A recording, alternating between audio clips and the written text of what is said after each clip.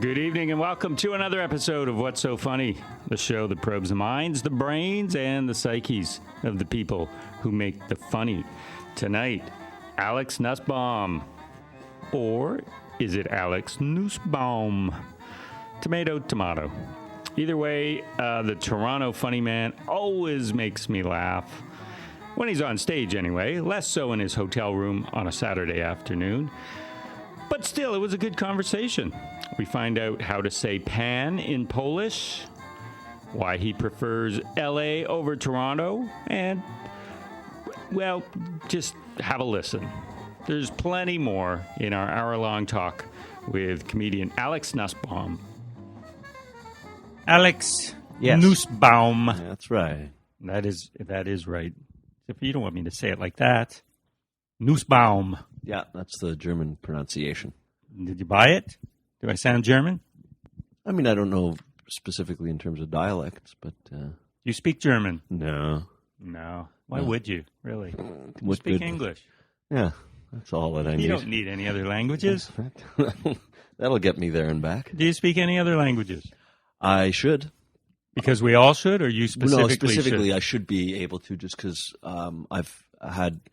I've been taught languages, but I just don't remember any of them. I know.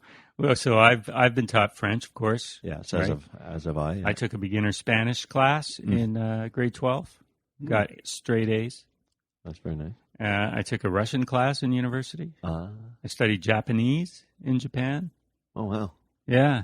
And you? Do you have any? I don't speak any of those languages. My mother tongue is Polish. Polish? Your mother's tongue. Yes, she passed it on to me. So I didn't speak English until kindergarten. Oh wow! But yeah. So you understand it. You must understand it. I do, but even then, it's bits and pieces, sort of just kitchen Polish. I call it whatever's. I understand, words that you might hear around a kitchen. Spatula. Yeah, that's yeah. Like I know, patelnia is a pan. I think. Ah. Yeah. My brother. He was telling my mom, like, what, he doesn't know any English. How's he going to make it in kindergarten? She said, he'll be fine. My mom didn't concern herself. And it turns out, I guess I was. You were, yeah. Yeah. You learned pretty quickly. I guess when you, just for the sake of survival, I guess I had to.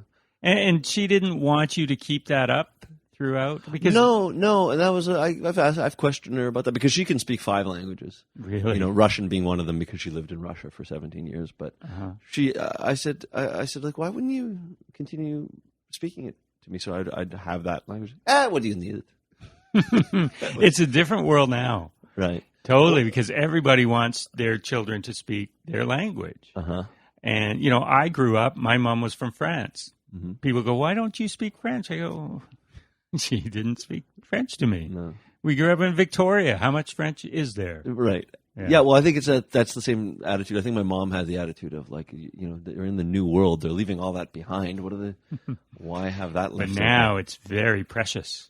Yeah. Everyone wants their child to speak their mother tongue. Right. Yeah. Yeah, I guess, I don't know. I mean, it's funny because on the other hand, my mother would say things like, they say about knowledge, it doesn't weigh anything about knowledge. I'm like, well, why wouldn't you? You think that way about knowledge, but isn't another language also not weigh anything? Yeah. Yeah. So, that was that's a little bit of a bone of contention. Is like, my thinking in the back of my mind is that she didn't want me to try to pick up any Polish, non-Jewish Polish girls.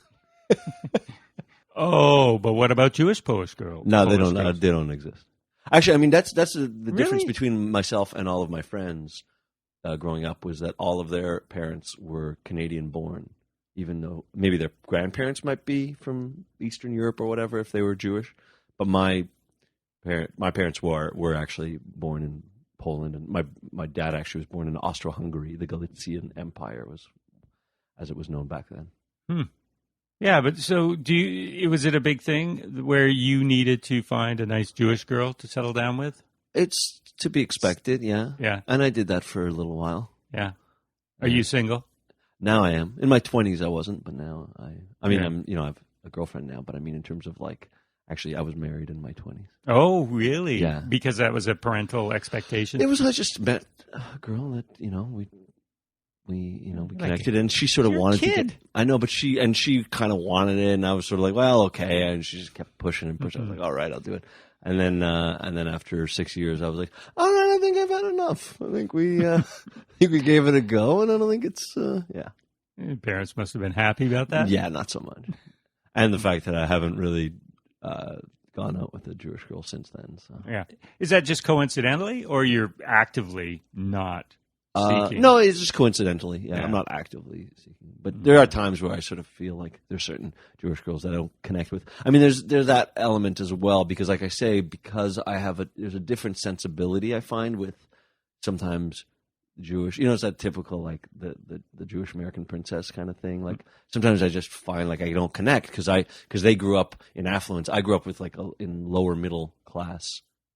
In that kind of environment. So all my friends who were Jewish, because I went to Hebrew school as well. So all my friends who were Jewish were more affluent. I went to a Hebrew school, so it was a private school, but I was sort of subsidized. And so all my friends would have, nice houses and pools and all the toys that I wish I could have. So I always was aware of everybody doing kind of better than me.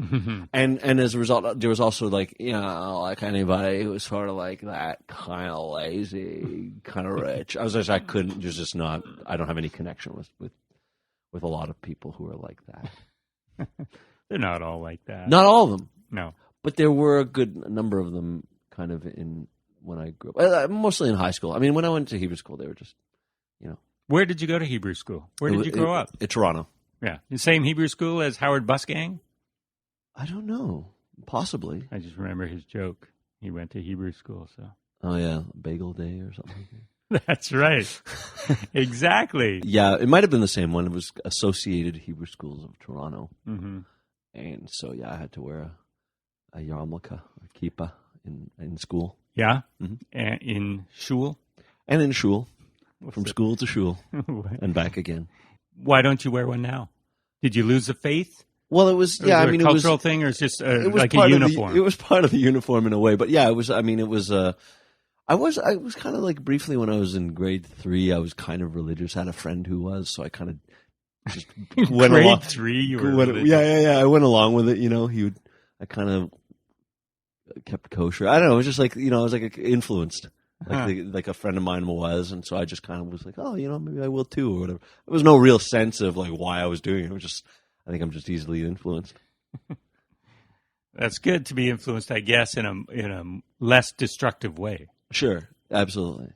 It wasn't until later that I met it's a good way, but it's less destructive than many other influences kids can get. That's right. Yeah. Well, in grade 3, I mean, you're not really going to get into the hard stuff. How do you decide to keep kosher if your parents aren't, or were they?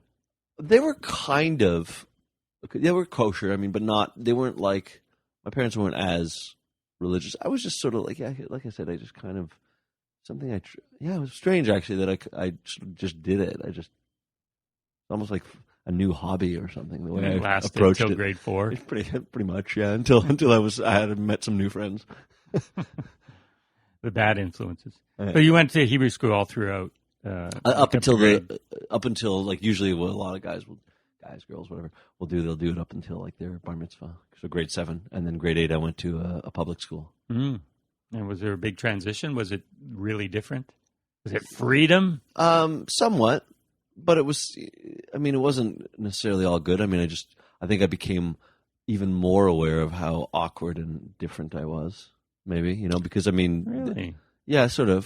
So you see yourself as awkward and different? I was certainly. I was in junior high. I mean, during the formative years, I was like, I had glasses and Excuse me. Yes. Go ahead as I take mine off. That is awkward. Yeah, no, it just got a little cooler in here.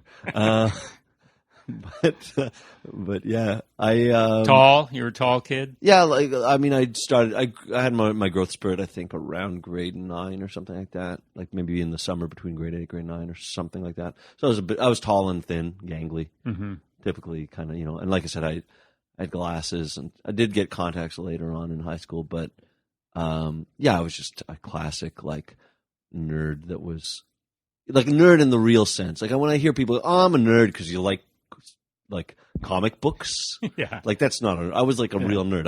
I literally like when in grade two. I mean, keep in mind I had Eastern European parents, so I had classic horn rim glasses, and I broke them in the middle, and they were taped up. That actually was a look I sported until I got some new glasses. That was before it became a thing, I guess. I guess, yeah. Or not a thing that people would do, but something that we would see represented in pop culture. Yeah. The nerd with the taped up glasses. Yeah, which was better for me that was the case, because I would have been very aware of the fact that I'm reflecting a victim in pop culture.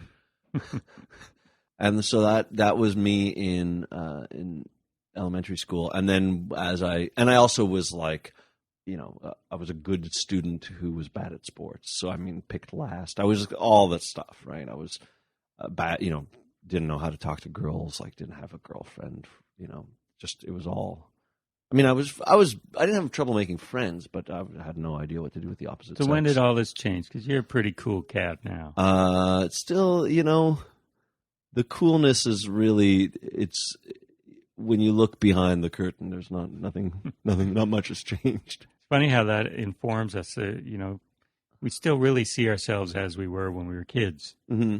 Yeah, I mean, I still don't. What I realized too is like I may be able. I'm more comfortable socially than I used to be, but I find it doesn't take very long when I start talking to, let's say talking to certain women who, like younger women who are sort of kind of cool and all that. I mean, it doesn't take long before I realize I'm a weirdo. Like I don't really connect with what people talk about or care about or whatever. I'm strange. I'm a little bit off. I'm a little offbeat, and I notice that when I'm hanging out with people who are more normal. So you're an introvert. Yeah, I think I'm a lot of me as a person is down the middle. I'm a little introvert, a little extrovert. Yeah, it depends on the mood and the scenario that the company that I'm in. But I mean, you probably don't like small talk or find it awkward. Yeah, and I've read that that's. I mean, I don't either. Yeah. A lot of introverts are like that. Yeah. But once you get into a subject, yes, that's fantastic. But if these young girls are coming up to you and talking about, they don't know you. Sure. And then it's going to take like a minute where you go, "Oh, I'm out." Yeah, yeah. I mean, that's. I am definitely. I do have a lot of introvert, and I think I'm an introvert first. Although I think I was less shy when I was very young, and then I got shy, and then I got less shy again once I started to, get involved in showbiz and sort of having to. Yeah, that always intrigues me, how someone terribly shy can get up on stage and not be shy. Mm. I mean, the character, your persona on stage isn't completely gregarious. It's a little awkward, but obviously you can't be shy on stage. Right. Yeah, I think that tends to be the case with a lot of performers is that they have difficulty one-on-one, but when it's a whole group, it's some kind of a different dynamic. Mm-hmm. Yeah, but the thing that always intrigues me, I guess, is that you realize that now that you've done it, but before you ever got up there, you wouldn't have known that. Yeah. I think what it is that, for me, the bridge between the awkwardness of not knowing how to be cool was getting laughs. So, like, if I was just with your friends, yeah, just in general, I think, like, for me, I've discovered that I was always kind of funny around my friends and stuff. So I knew I was sort of funny on some level, but it wasn't until like high school theater class that we started doing improv, and I noticed that I was funnier than average with most people, and then. Once that, it becomes this thing that, that's how I can be socially, I can connect socially, is because I can get laughs and people can't do that. So whereas I couldn't connect socially at a school dance, I could at least get a laugh, in that scenario, and then that becomes comfortable in a way. Getting on stage is more comfortable because you have control. It's a controlled environment. Yeah. Yeah. So did you take that off? Like you weren't the cut up or anything like that in class? Sort of. You were. I wasn't like a class clown in the sense of like disrupting the whole class, but every report card was that I talked too much. Oh, really? So I would talk to whoever's next to me. I see, yeah. I'd make comments. I was more the guy who. It was funny in grade 6, I think it was. there was a guy who sat next to me in class. This was when I was still in Hebrew school. There was a guy who sat next to me who had a silent laugh. And so I'd always like crack him up, and then he'd laugh silently, and I'd laugh out loud, and I'd get thrown out and sent to the principal's office. To the point where we did that, it happened so often that they moved me to another class. So disruptive enough. Yeah, no, I was quiet too, and at least on 2 occasions I remember muttering a joke to somebody near me, and them laughing and repeating it, and then all the students laughed at them as if they made the joke. Right. And I sat there going, "Yeah, that was mine. That was not his." Yeah, and he didn't have a problem not giving credit. Well, no, he just thought it was funny and repeated it, and all the cool kids laughed, and I sat there. But yeah, enough about me. No, but yeah, it sounds like the basis of someone being a writer. Sort of exactly. Getting used to I'll the give idea. you this line. Yeah. So you grew up in Toronto. Can you believe that I've never been to Toronto? That is surprising. That is. I mean, I've been to the airport. Never into the city. One day. One day I will come. Yeah. Now, the last time I saw you, other than here this weekend at Yuck Yucks, you were at the Hollywood Improv. Yeah. That was it was a funny show because I'm down in L.A., hey, I'm going to go to the world-famous Improv. Well, first of all, the description in that title, I found out wasn't accurate because I got in a cab, and they said, where is it? And I go, it's the world-famous Improv. You tell me you're a cab driver in this city. And it wasn't far because I was in Hollywood and didn't know. So I had to ask a doorman. Got out of the cab, came back. And I told him the street, it's Melrose, right? Yep. Yeah. So he just starts driving down the street. And we go, it's got to be around here somewhere. Yeah, until you see the caricatures on the side of the building. No, we got off like blocks and blocks before it. We said, we'll just get out here. So the cab driver didn't know. Anyway. And even though he was possibly from another part of the world, it is world famous, so he should have. It is world famous. That's right. And it was within 3 miles of where we were. So I go to that show, and who's there? Lachlan Patterson is headlining. You're on the show. I think Toby Hargraves was on it. Is that possible? It is possible. I think I remember seeing him there, yeah. Yeah, Peter Kalamis was in the audience. You're like, why did I come this far? No, I loved it, though. Yeah. I loved it. And you did great. Oh, that's good. Yeah. So you were spending a lot of time in L.A.? Yeah, a little over 3 years. Yeah. 3 years, and what were you doing? I kind of just started over going down there. So it was like just started off with just doing whatever stages were available until I just started getting, more opportunities. They liked me at the Improv, so they had me, up at, they had the different ones around Los Angeles, like Brea Improv and Irvine and all these things. And so I'd do all these different clubs from time to time. And then other than that, just whatever rooms were around town.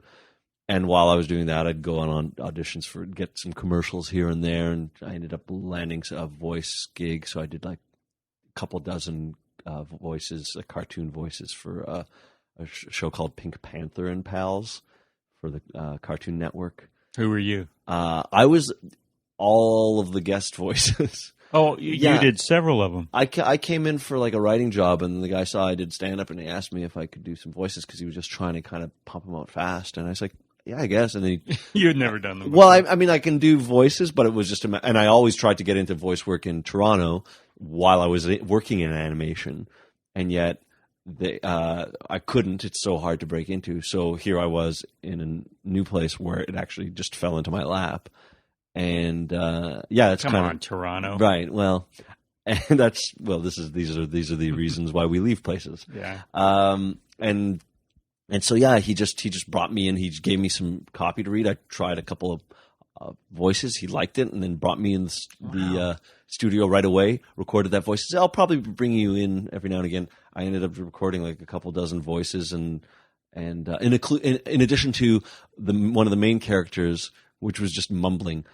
Called Big Nose. He's the guy that was the antagonist with Pink Panther. He was like a grumbling, angry guy with the big nose, sort of. Oh, he had a big nose. Yeah, that's why. It wasn't just a Jewish thing. Okay. And so, so he. I wasn't going there. But I did, and he was it was almost like he was supposed to be like the Inspector Clouseau, but not Inspector Clouseau. It was like, it was like that was the character, but without the hat kind of thing. And so I provided all the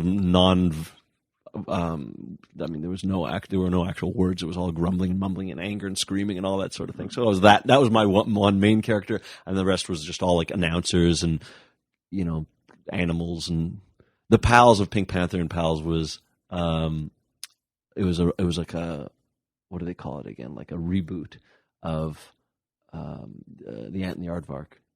Oh. So they still had the Jackie. You know the Ant and Aardvark? No, I don't. No, it was in the 70s. It was like it was actually John Biner who did the voices of like Jackie Mason and Dean Martin. Essentially, he was doing those two voices as the Aardvark. The Aardvark was like this, and then what listen, Ant. It was all that. Yeah, listen, Ant. You know, that kind of thing. And then the Ant was like, yeah. And but then the reboot had the Ant more of a Chris Tucker voice. He was more of a fast-paced. Anyway, this is taken off track, but this was the show. It's available on Netflix, I think, so you can. Really, I have Netflix. Okay, yeah. And it's called the Pink Panther and Pals. So any voice that's not. Well, the Pink Panther doesn't have a voice. That's right. So you were everybody. I wasn't the Ant and the Aardvark. I was the Big Nose, playing opposite Pink Panther, and I was all the guests on the show, like practically all the guests on the show, on both of those. On Ant and the Aardvark. Yeah. Oh, okay. Yeah. And so you like that kind of work? Did you get to improvise? It's so fun. Yeah, a little bit, you know, a little improv, You get to be silly. We get to be silly. I mean, it's the easiest, job in the world. Give me a voice you're doing. Give you a voice? Give me a voice. Actually, one of the voices. I sometimes like to do voices like using the gruff side of my voice. You know, like the I sometimes use like a blues man voice. Like I'll sometimes do that. But generally the voices were just kind of like whatever, you know. Oh boy, you know, it would just be like that kind of voice, you know, like whatever right. It ends up. Okay, I'd end up coming up with at the moment a lot of times. I mean, that was a fun part of the job. There was no pressure because the guy loved me, and I just came in, and I just, you know, he'd just give me an idea as to what he wanted. I'd do it, and boom, that was it. That's great. I mean, I get the impression that's how a lot of showbiz was back in the day. Right. You know, you're sort of in the right place, and somebody goes, "Hey, yeah, I like you. Do it." What's wrong with Toronto or Canada? Where maybe is it more bureaucratic where you have to be identified as such before we'll hire you? I mean, why wouldn't somebody just go, yeah, perfect. In terms of like the voice world, I think it's just from what I understand, they have, I mean, it's a smaller pool of talent. You know, there's not as much work and there's a smaller pool. And plus, let's say there's like 7 guys that do all the voices. And they can do a lot. They have a great range, and they can do a lot of different voices. There's not really much incentive for the casting people to find someone new and risk maybe it not working out when they already have a guy that can do the voice. But I have heard people complain about, you know, like people from the States coming up to Canada and being frustrated because they all keep hearing the same voices, you know. I think they say that same thing about just general talent, like acting talent. It's always the same faces. I mean, I think there is a kind of laziness on the part of casting people because what works and you don't want to risk it. That's it. Yeah. And I think with the voice world, it's easy in the voice world because, you know, it's not, you're not seeing the same face and they're modulating their voice. So could be anybody. Mm-hmm. So yeah, it just makes it tricky to break into. And even after doing that and coming back to Toronto, I still wasn't really getting in. It's pretty closed off. I mean, it's a closed circle. Odd. What about Vancouver? We got animation stuff here. Yeah, but I mean, I think, you know, the market's smaller here. Is it? Although I don't know. I think Disney works up here. Yeah. I could be talking out of my ass here. I'm not. I mean, unless you can back this up, I'm not going to really argue. Google it quick. Yeah. So were you going out on auditions for acting too?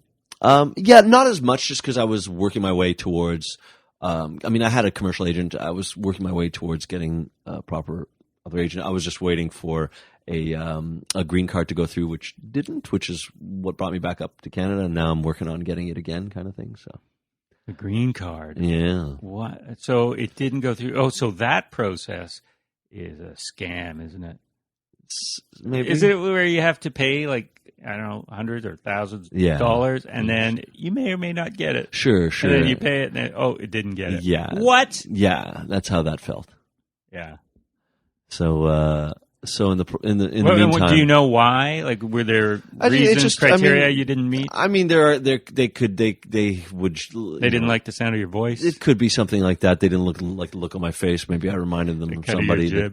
Yes, I mean, it was, everybody has their own story. There's some people who might not have credits that I have that got it just because it worked out for them. Just like some bad luck, bad timing. Who knows, that kind of thing. And so in the meantime, I just sort of went back to working on some stuff until I could get in a position to reapply and that sort of thing. It's a gamble because you're going to reapply and you're going to pay the money. Could be, and they might say could be a gamble. But back. I mean, it's a gamble. But then again, staying in Canada is not really, unless like I've never been, like a darling in Canada. There's certain guys that people like and get a lot of work. Or I kind of touched on that in my review of your show the other day. Yeah, I had never thought of it like you're about to explain, but yeah, what is it? They reach a certain level of success and they have the adoration, and they're talented. But then there's others that are maybe more talented or equally talented that don't get that. So it's these intangibles. Can't even put your finger on. Yeah, I mean it's also a matter of the tastes and sensibility of I guess maybe what this country likes. There are people, for example, who go to the UK who will do better than they did here, because in the UK they tend to appreciate something that's different. They like eccentrics and misfits, whereas in Canada, a little rough too. Right, rough hewn. Yeah. They'll appreciate. I think a greater variety. I think in Canada there tends to be.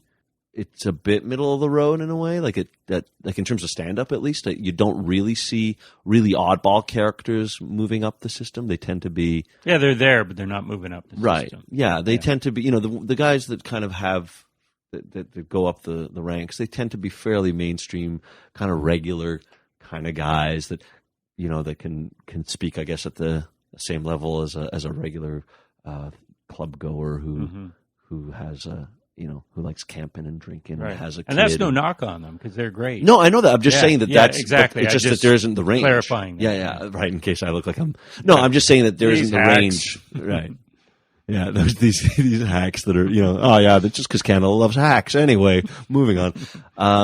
So that's why moving away in general always helps anyway, no matter where you're from. I think. Because people see you and they have no expectations, or because they're open to more styles?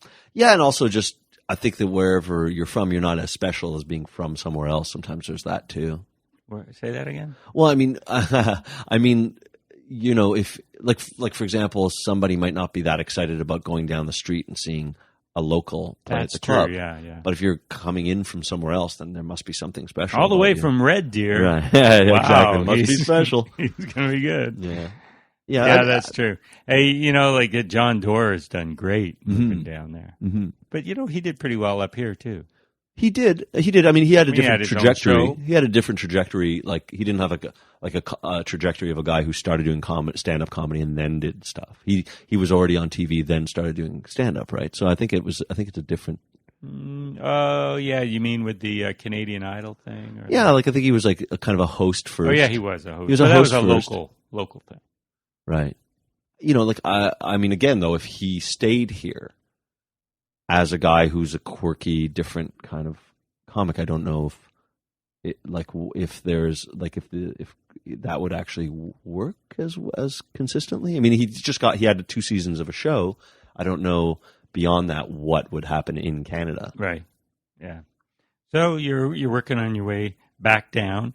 Your parents, they still around? My mom is, yeah. Yeah. And she doesn't want to see you go, does she? No, she wouldn't. Forsaking the new country for a newer country? I guess, but if she picked the right country first. No, I'm just kidding. No. Oh, no, don't say it. No wonder we don't take to you in this country.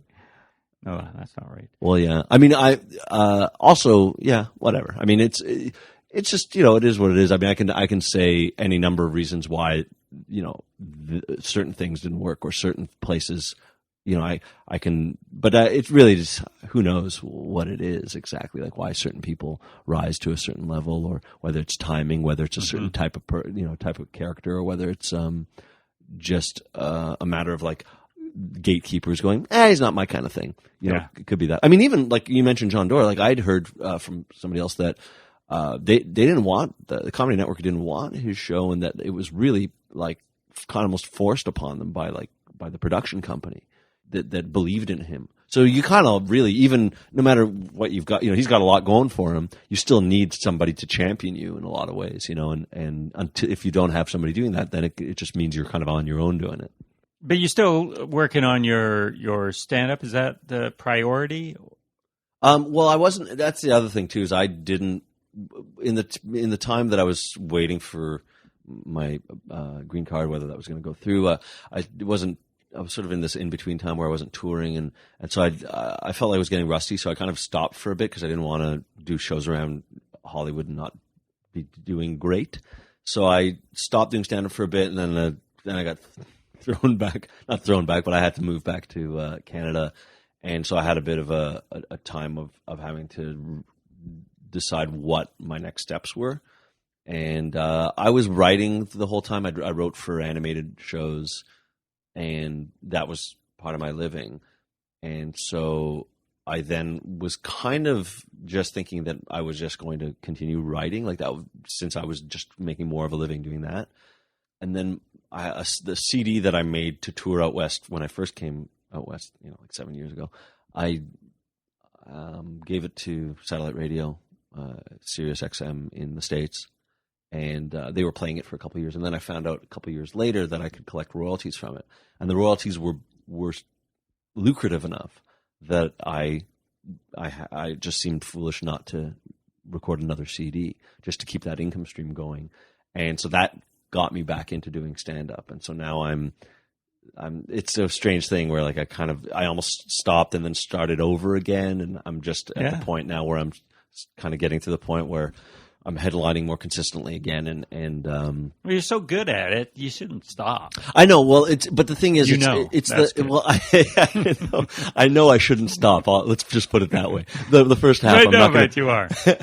but for me, it's just more a matter of, it's when you don't have as much opportunity in whatever field, no matter how good you might be or what have you, if there's not enough incentive, you can sometimes just kind of go, well, I mean, I'm not going to knock my head against the wall trying to do this, but because that was an incentive for me, because that was suddenly a completely new way of making money that didn't exist before, I then had to look at it seriously, and now I'm back, kind of thing, doing it again. Yeah, so that's great. So I'll keep going. I'm going to play a clip from it during this interview. How about right now? Okay. I think these jeans are too faded. I bought these and they were like this faded, and do they make me look like I work too hard? Because I don't. They look like they're. Actually, I bought them. They're part of the Mexican migrant farm worker collection. And it just goes to show that we're so lazy, we have other people fading our jeans for us. I was in a washroom, and I used a soap dispenser, and out comes some kind of foam. And I don't know if you've seen this, but is this necessary? I mean, is this rubbing motion just way too much work? I need my soap pre-lathered. I picture like a team of Greek men in a warehouse on the outskirts of town just rubbing their torsos, lathering it up for me, and then harvesting it, putting it in a bucket. This bucket's finished. I need another bucket.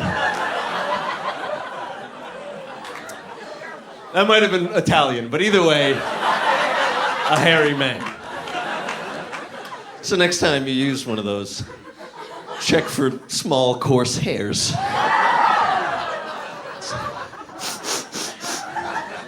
Is that garlic and lemon juice? What's in there? Something going on there. That was hilarious. That was really good. Well, I look forward to hearing it. Yeah, and you say this CD is called Absolutely Free. Yeah, but not really. Not actually. Not free. actually. Yeah, there's an asterisk there. Yeah, 43 tracks. Yeah, I mean, I just did that just because that's each bit was. I mean, it's not like it was one joke that I cut up. I mean, each one of those are a separate joke. It may have helped me for the satellite radio because I mean, I do get played a lot, and it could be because it's easy for them to throw it into the mix. So maybe, even though it's kind of strange to see 43 tracks and probably not great for iTunes when somebody wants to buy one. That's it. Right. Yeah. As a programmer, you're going, I don't want to play 10 minutes of somebody in this track. But as a consumer, No. I don't want to spend 99 cents for something that's, Yeah. Under a minute. I don't disagree, but didn't buy the whole album. Who buys one track of a... Good point. You make a good point, Alex Nussbaum. And we're speaking with Alex Nussbaum on What's So Funny, Co-op Radio, 100.5 FM. How about that? Hey, Right I always on. forget to do that. Yeah, so there you go, the CD thing. So the new one is going to be when? I'm planning on recording it in like April, so we'll see. It'll probably a couple of months after that. I'll be sending it out. I haven't decided exactly how I want to, to what extent I can promo it and get it out there. Mm-hmm. I mean, it's a whole new world. yeah, it's strange, it's because for me the main, like I say, the main incentive is just getting it on satellite radio. That's where I still have a lot of hard copies Who of the has original. satellite radio? Yeah, well, that's the thing. I guess enough people. I guess they do. I don't know anyone. I know. My hope, though, is that they continue to, because that's the thing. Is it's different than because the I love it when I rent a car, though. I got to tell you. Yeah. Yeah. Maybe that's a big portion of their business is just kind of forced into these cars. But you were saying. Oh, just that it's this weird thing that on one hand I'm making a new CD because I'm making money off the old, but there's no guarantee that I'll get the same amount of airplay, and B, that satellite radio will still be as much of a thing. I mean, there's things like technology. That just happens to be a window in time right now where that technology has been popular enough, and the subscriptions that people pay for the royalties. So that's Right. That's just right now, which is fine. It means that it forced me to get back into hitting the road and doing this. Yeah, and you can always sell them at your gigs. Yes. And they're a nice record of a moment in time. Yes. When you're 60 and you look back. Yeah, it's like a Show part your of grandkids. It's like my body of work. Exactly. Yeah. Yeah. If you have grandkids, are you going to have kids? Maybe. Maybe. Yeah, I haven't. Right now I'm just too busy trying to get some stuff together to be thinking of supporting others. Yeah.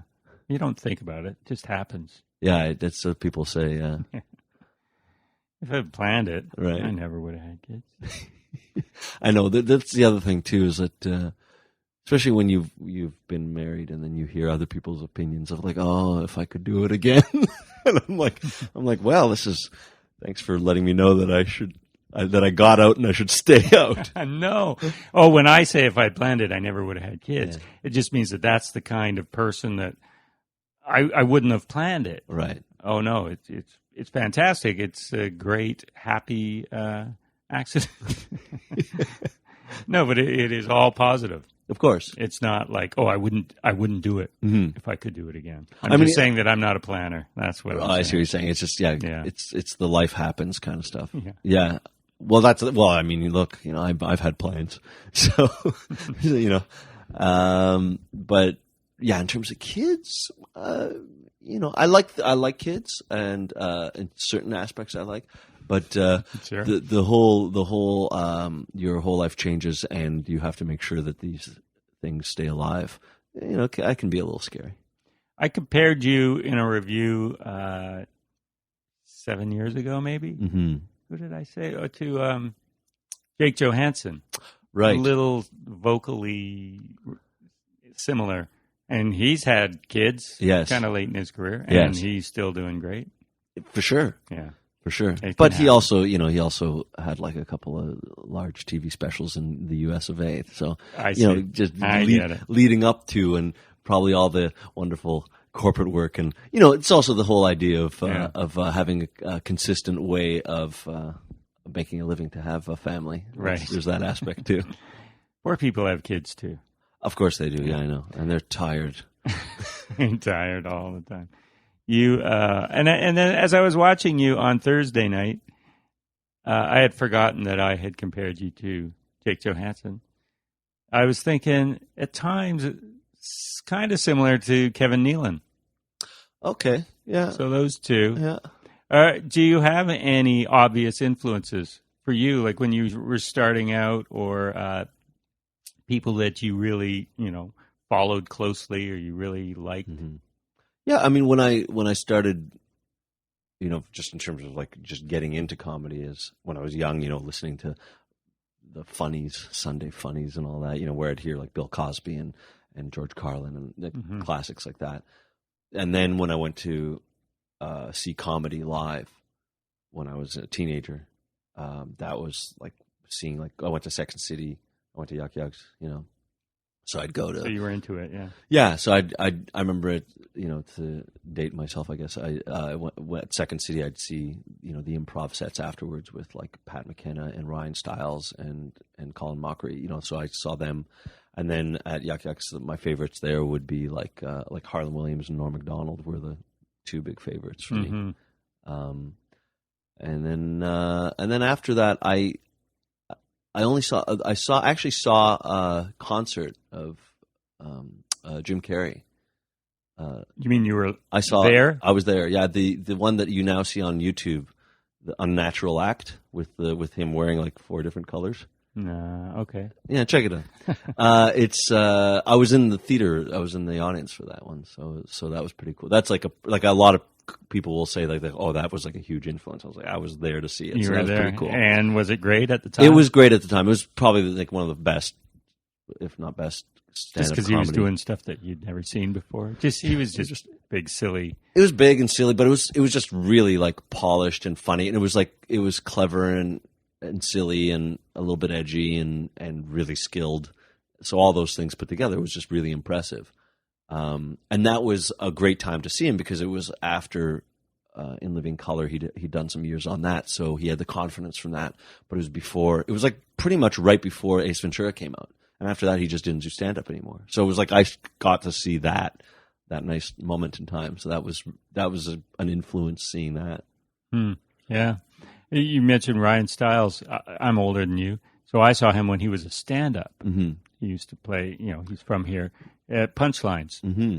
And the guy was fantastic. And I always kind of resented the fact that he left stand-up behind. But it was easier to do improv for him. I was always curious because I had heard that he was a stand-up first, and I was curious to see what that would have looked like. I mean, I was curious to see him. Yeah. I used to sit there and go, this was early 80s, I guess. And I would think, why isn't this guy famous? I was watching Saturday Night Live at the time, and I thought he could easily be on there. Right. Yeah. What was his style? Well, it's much like he is in improv. He riffed a lot with the crowd, so there was that improv element. Mm-hmm. I don't actually remember any of his jokes, but right. He was. He had that same kind of confident attitude. Yeah. And his face was great, and his voice, and he was really good. So those were your guys, hey? Norm Macdonald and Harlan Williams. Mm-hmm. Yeah. But you don't actually consciously model yourself after anybody. No. A lot of young comics end up sounding like somebody they admire. Sure. Were we ever told, hey, buddy, ease off? No. You found your voice pretty soon? Yeah, I mean, I was just, I guess I somehow avoided it. Another person who I really liked when I started doing stand up was Derek Edwards, and sometimes I'll be a little bit aware of like maybe that like one little note sounds like a similar note, that kind of thing. Right. So Yeah, sometimes I'll be aware of that, and I'll kind of go, oh, I'm gonna pull back on that moment. Yeah, it was like a that. great scene. Yeah. Yeah. And now, how's the scene in Toronto? Because you're back in it in Toronto, Yes. right? Yeah. You're in the scene. They Yeah, welcomed you back with open arms? No. No. Do you have friends in the scene? Well, it was actually strange. It was weird because it was like starting over yet again, because when I came back, Who's the new guy? yeah, it's like after, over 3 years, so almost 4 years when I started doing it again. I mean, in 4 years, somebody can go from being an amateur to a headliner, and not know who's that guy. So yeah, I would just pop in to do open mics to try to work on new stuff, and like they might not know who I am, and they'll be like, "Yeah, I'll see if I can put you on," or I'm like, "All right, here we go." I mean, there's not really much I can do about it.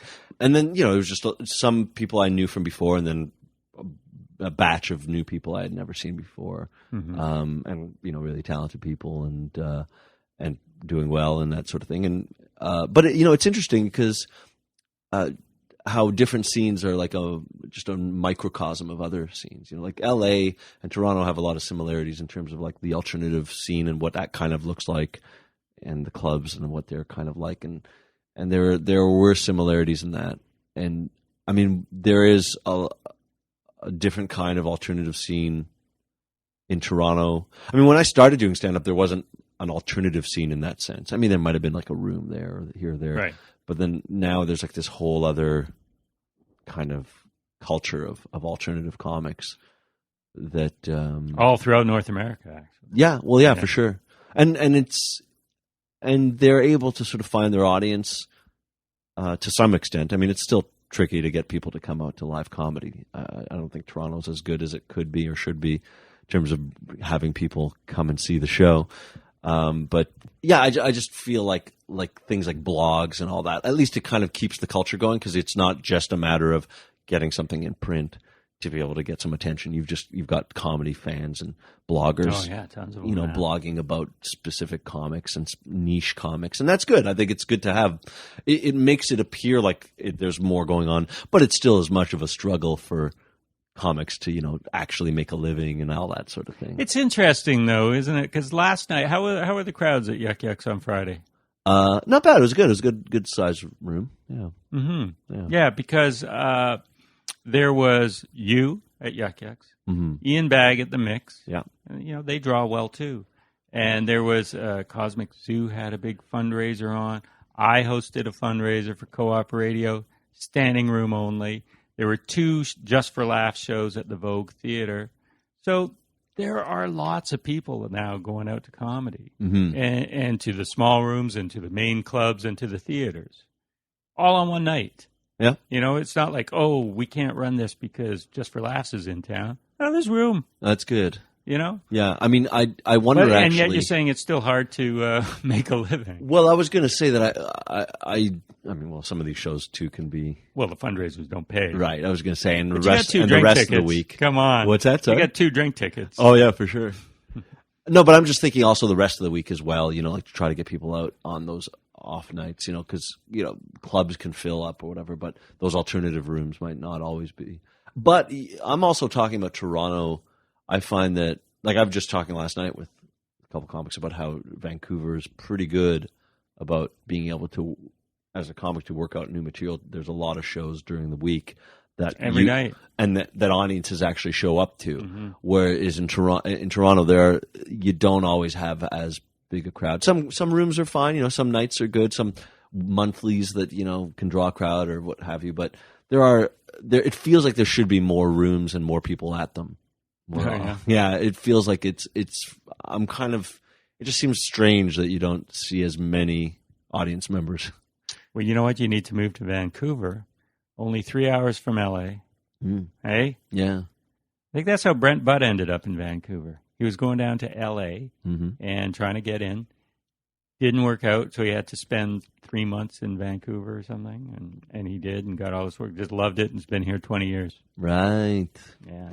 And it's also funny, speaking of Brent, when you were talking about going to these rooms and younger comics who started out and now don't know who you are. A lot of younger comics start out here, and they don't remember Brent from hosting the Urban Well every week and headlining. Yeah. Then they just go, that's the guy from Corner Gas. I mean, he's getting into it more now, back to his stand-up. But for years, it's like, that guy. Yeah. Right. And But not realizing he was a killer comedian. oh yeah, actually, and it's funny because I when we were talking about influences, I kind of glossed over when I started out the influences. I mean, I mentioned Derek Edwards, but I started out at Laugh Resort, where in Toronto, where there was Brent Butt and Tim Steeves and Tim Reichert and Oh yeah. and Brian Hart, a bunch of really really funny guys that were they were the regular guys there, and yeah, so that was that's when I was actually starting to perform as well. So that was nice to be around people who were really funny and smart and that sort of thing. But when you're trying to get on a show now, coming back from LA, or whenever you came back, when did you come back? I came back in 2010, I guess. Yeah. So you're trying to get on a show, and they're like, "Oh, I'll see if I can get you on." You don't want to pull the "Don't you know who I am" card. Well, yeah. It's not, and I don't think it's going to necessarily do me any good anyway. And it's not even who I am. It's just that, yeah, I've done this a while. Yeah. Like, you can trust me. Yeah, I mean that's it, and it was. It might have been frustrating to some extent, but I also knew that it was just a matter of time.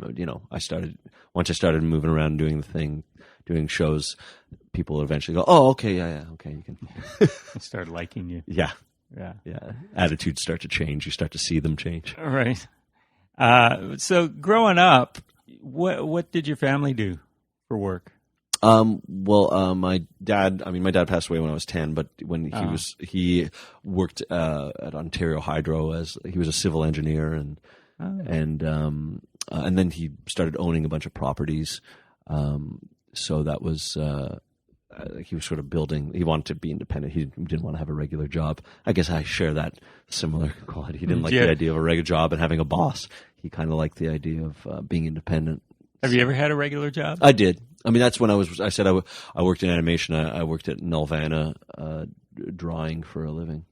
Yeah, that's hardly a regular job. But Well, it is regular. was 9 to 5. No, yeah, 9 that to 5. part. But it's creative. It was, but here's the thing. You think it's creative, which is why one of the reasons I went into it. It was my day job while I was doing stand-up. But pretty good day job.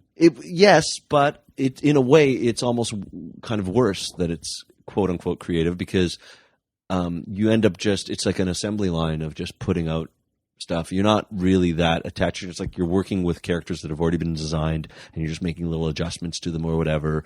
And people. I mean, I wasn't passionate about drawing, but some of my coworkers who were, I watched them get less and less passionate about drawing because it was an assembly line kind of scenario. So it kind of could suck the life out of you. When they say find something you love and try to get paid for it, sometimes that sucks the love out of it. Absolutely, yeah. Yeah, funny how that works. Yeah. So what do you recommend? Find something that is brainless and that you can devote the time and your brain energy to the stuff that you love. Sometimes. Maybe. Yeah.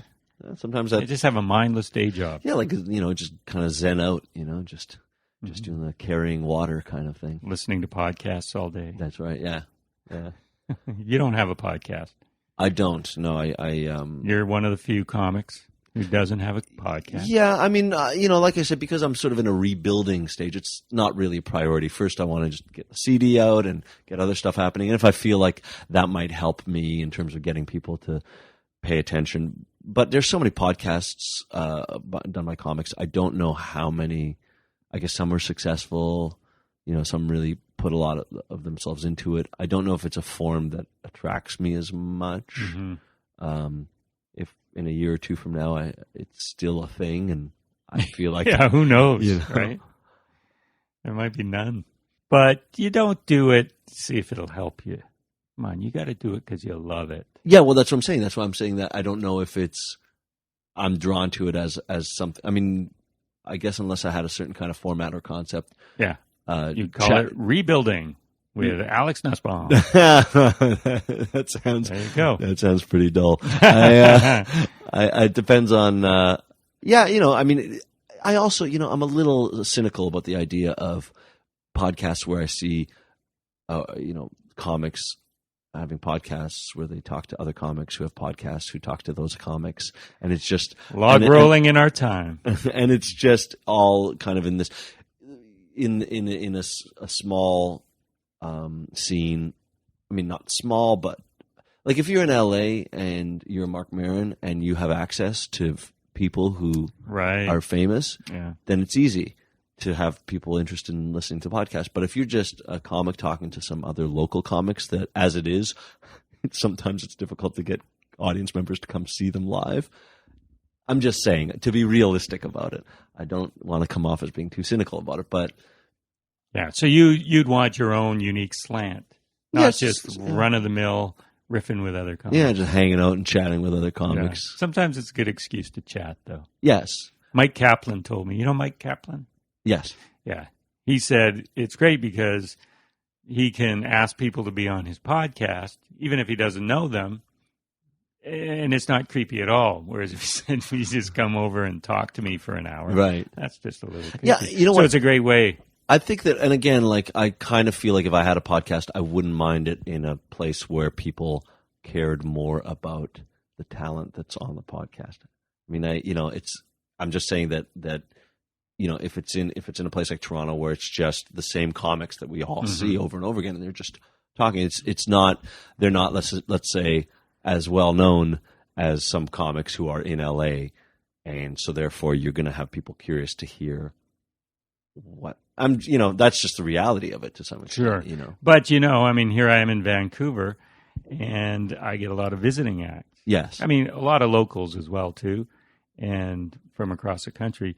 But a lot of Americans come in. So it is possible because Toronto is a destination for a lot of comedians. Now, if you have access to them or if they want to do your show, that's another thing. But I've had Brian Regan on and Norm Macdonald on. Fair and enough. All these LA type people. Yeah, fair enough. Yeah, I guess it can be done, and that can work. I just it's just not something like I would have to think about. Okay, well, what do I want to do to maybe make this a little bit different?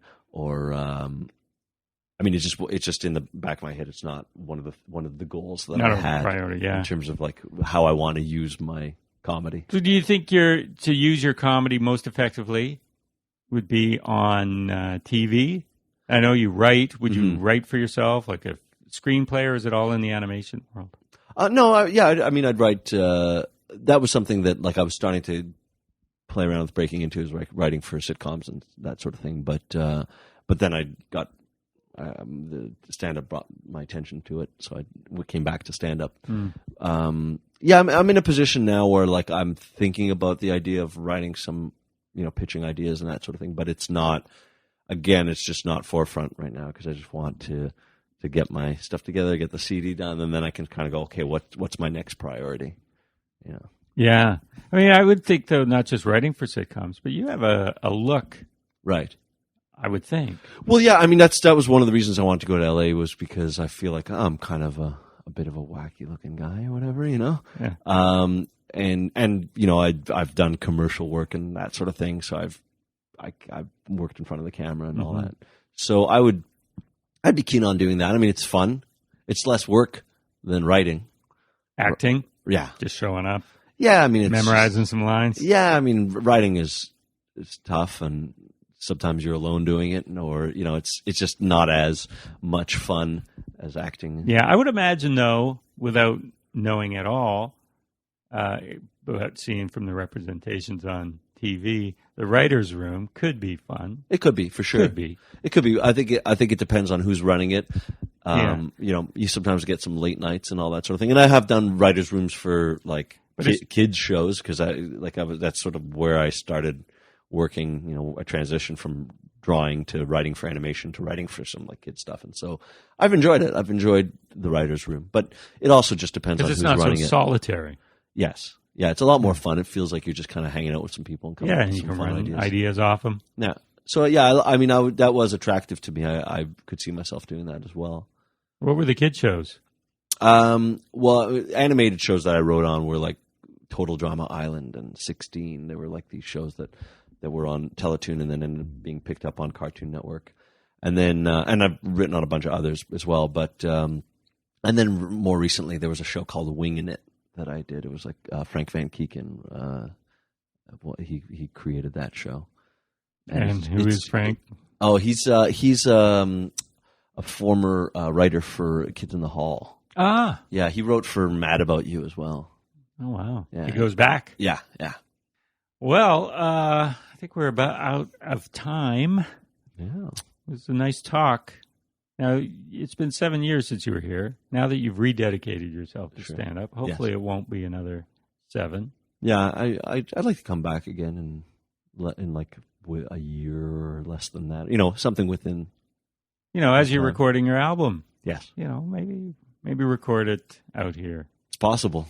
Yeah. If the recording I get stinks in April, maybe I'll plan for something later in the summer. Oh, so you're going to do it one time. Here it is, the recording. It better work. Pretty much. The crowd better not be yappy. Pretty much. Yeah. Although, I mean, as we discussed, it's possible. We discussed before we started this. It's possible I might try recording different venues and then patching them all together. And running that as like pretending that it's all one show. Well, it would sound different. I think I would try to mix it together to sort of. So it would have a through line. Something of a flow, but maybe with the understanding, like maybe even labeling tracks by where they were recorded. That would be unique. Yeah. Alex Nussbaum all over the place. All over the place. Yeah, because that represents physically all over the place and then just the way your mind works. Got a little bit of a double entendre. Oh, you do speak other languages. Bringing it right around. Double entendre. Okay, Alex. Thanks so much. Thanks, guy. Did you enjoy that?